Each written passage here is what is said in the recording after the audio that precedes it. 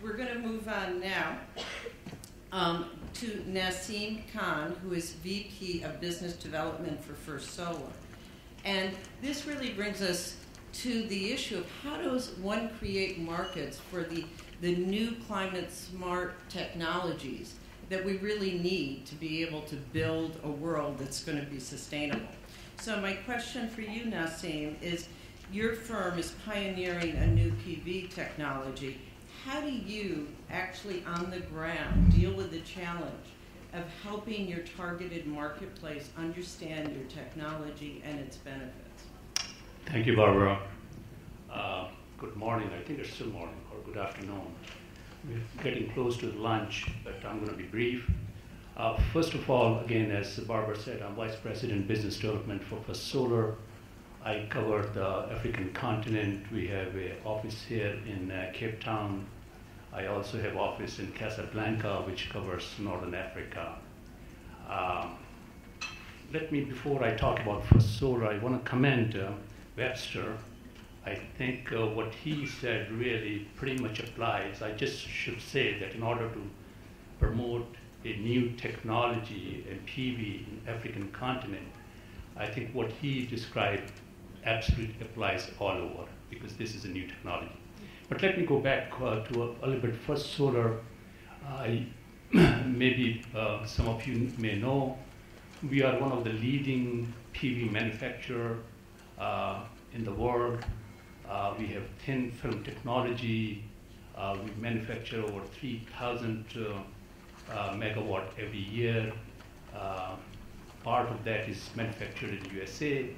That allows us to perhaps tap into some of the US multilateral agencies to support the developers to bring the financing. And then we also have manufacturing facilities in Malaysia. Our challenge, I think Vishal said very well, is that we see our role as a reluctant developer. We really are not really developer. We do some development in some jurisdiction, but our focus is really to sell our technology. And when we get into development, it's mostly to enable us to sell the technology. So our challenge as PV, particularly in African context, is a little bit new in terms of its traction. We're still in the beginning phase. Our challenge is really several-fold. First of all, we have to sell the technology to the off-takers, that it makes sense. There are concerns regarding grid stabilization. So we have to educate the utilities. We need to go out on a road show. As a matter of fact, last week I had a road show in Algeria, and basically talking to the utility that, when we bring solar power, how it can be integrated into their system most efficiently and effectively. So that's one side. Then the other side is obviously developers. We need to work with them to really understand the technology. And the third is obviously the lender side also. When they're providing the funding, they need to be comfortable that this is sustainable technology. And also with the lenders' technical advisors. So we really cover the whole gamut in terms of working with the various stakeholders. Just a couple of weeks back, we had a technology exchange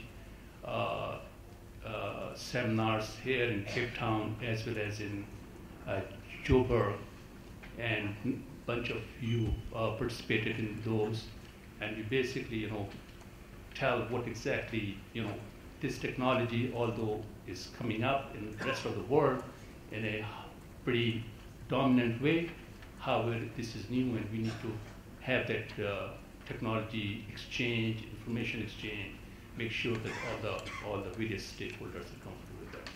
So.